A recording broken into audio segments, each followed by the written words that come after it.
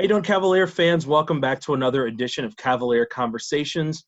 I would like to welcome our guest today. Everyone knows her. She's been here for a long time, 25 years.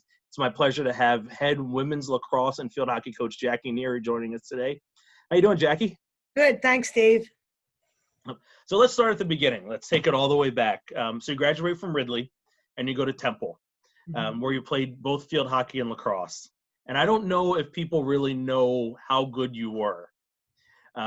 You were first team All-Region, second team All-American. You were a four-time captain between the two sports, multiple appearances in the NCAA semifinal, 1984 national champion. What was that experience like for you as a student athlete? It was, you didn't know when you were going through it how great it was. I learned later as an adult how to appreciate all that. To me, I was just having a blast, playing with teammates that I loved, learning from wonderful coaches. That was really probably the best part, is the females that I was exposed to during my college years who shaped me and, basically helped make me the person I am today. And I think being at Temple was a unique experience, urban setting, very diverse. So I really cherished, all 4 years that I had at Temple. So was that something, that experience, something that sort of gave you the coaching bug? No, I didn't. I wasn't looking to coach. When I first graduated, I would do clinics and stuff at Temple and little camp side things. I'd go to Florida for spring training and do coaching on the side. And I think, I sort of fell into being a full-time coach by accident. I was always coaching high school sports. When my assistant coach at Temple ended up going to Old Dominion, that's when I stepped into college coaching. And that was a great experience. I was doing high school field hockey and college lacrosse. And that was when, I guess at that point, I had one child. And, my head coach, Tina Sloan Green, always sort of instilled in me it was a great place to raise your child. And that may be the main thing that sort of kept me in the coaching world, was hearing her words and seeing her children on the sidelines when we were players, and knowing what a great experience it would be for my children to be on the sidelines as I was a coach. So that's a question I have later on in our discussion, but that aspect of raising all four of your children on the sideline has sort of has been a big part of your coaching career, I'd assume then. Yes. It's ironic. Last week I had dinner with an alumni who was running a youth lacrosse out in Westchester, like 500 kids. And she said to me, I always have my kids around. She goes, I don't think if it wasn't for you, I wouldn't know to do that. And, it was accepted. It was almost, I don't know what the word I'm looking for. It wasn't unusual to have an official come to your game with their child. So me as a coach being on the sideline, having the children back then, think about it. It was, there wasn't many full-time jobs. So the majority of people that were coaching had other jobs too. So I would normally shoot home, grab my kids, bring them up to Cabrini. And I didn't realize how positive it was going to be on them until I look at them now as adults and all the things they learn from being exposed to all these college players. So I guess also as a coach of young women, this serves as sort of an additional role model piece as well, as you show your current student athletes that you can be successful coach, successful mother, and there's ways that you can sort of merge those two together and provide lessons for your student athletes. Absolutely. I do. I always sort of say sometimes to the girls that you can have it all, and I think you have to be conscious of the work-life balance. And I think girls that have played for me like that, because I do have, yes, when we're at practice, it's super, super important. But, in my younger days, I would have to run to my kids' games or whatnot. But my team never suffered from that, and nor did my children. So, I think it was good for them to see that you could, balance all these balls in the air, because that's what life's about. You got to juggle several things at once. So I think it was a very good lesson for all of them to see and watch and, just have a general appreciation for. Hey, so how did you come to Cabrini? Via the Daily Times. I had stopped coaching at Temple and was doing some officiating, and my husband had known how much I really had missed the coaching, being with a team. And it was actually an article in the Daily Times looking for, someone to start Cabrini's women's lacrosse program. And that I applied to that. John Zeke, our legendary AD, interviewed me. It was very funny. And, that's really history. He sort of made me fall in love with Cabrini. Like I love coaching. but I love coaching at Cabrini. So I think that's, something that I've really came to full focus in the spring during the pandemic, how much I love coaching. And, it's really ignited a fire in me, to be on the playing field at Cabrini. Now, is that sort of a result of not being able to coach and Yes. being away from your student athletes? Yes. Steve Colfer and I both talked during the pandemic, especially during the month of April. I really felt like I lost my identity.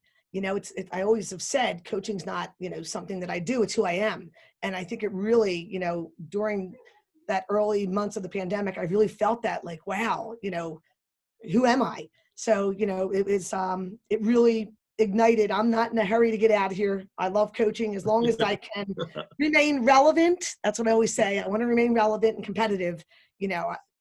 That'll keep me on the playing field as long as I can. So how has the pandemic changed or adjusted how you coach or what you have to do as a coach? I think it's all made us sort of pause. I think we're happy this fall that we were able to do some things on the field. Tonight I'm going to go into 2 practices. This is it this week for the teams. And I think the players, I know, they're thankful that we're able to do it. It's a great outlet to be on the field. It's changed in the sense that you're not preparing for a game, so I've always been a laid back coach. It's laid me back even further because, it's just, I miss having the games because when you have a game on Saturday, that gives you a practice plan for Monday, or you're preparing for a team on Thursday, you know what to do on Wednesday. Right. So I'm missing that part, but I'm really happy that we were able to do what we were able to do this fall. I think it's been great for the girls. It's been great for myself and my coaches. And I'm grateful for it because I know there's some colleges that are not on the playing field at all. Right. So you said you love coaching and you love coaching at Cabrini. What is it about Cabrini that's kept you here for 25 years? It's all this, I would say all the student athletes and their families. I think there's a pretty unique kid that comes to Cabrini, and not unique, like crazy unique, but I like that. There's something that draws us, maybe, the girls hear me talk about Mother Cabrini, but there is a certain spirit on Cabrini's campus. And I feel that when I'm interacting with my players, my alumni, their families. So it's really the people. That's what, makes me love Cabrini so much. The professors, the staff. That would be it. Okay. So I know we've had this discussion many times. You don't pay attention to your numbers. You know that you're successful, but you don't. That's for me to tell you after you reach a milestone. So I just want to throw some numbers out at you. You rank 30th all-time in Division III with 248 field hockey wins. Your 302 women's lacrosse wins ranked 18th all-time among Divisions 1, 2, and 3, and you've won 22 conference championships. What are your keys to success, and how do you maintain your success coaching 2 different teams? I think the common thread is having great players. I mean, that's what, ultimately gets you wins, is being able to put a team on the field that can produce. I do think my longevity comes to having great assistant coaches. Some like Melissa Michaels has been with me over 20 some years. My newest addition, Julie Cross, who's just been an amazing asset to me this past year. I think back to the work-life balance. I think that's what it is. And I think my players know that I will run through a wall for them as long as they're willing to do the same for me. And that type of agreement has always worked for myself and the young ladies that have played for me. And hopefully it continues to do that. Okay. Now you talked about the sort of the influence of Coach Sloan Green on your coaching career, and that the family feeling. When you came to Cabrini, was that a goal? Was it a goal to create that family feeling, or is that something that just sort of happened organically over time? I think that's organically is definitely what it was. But I do think I tried to mirror the experiences that I had as a player.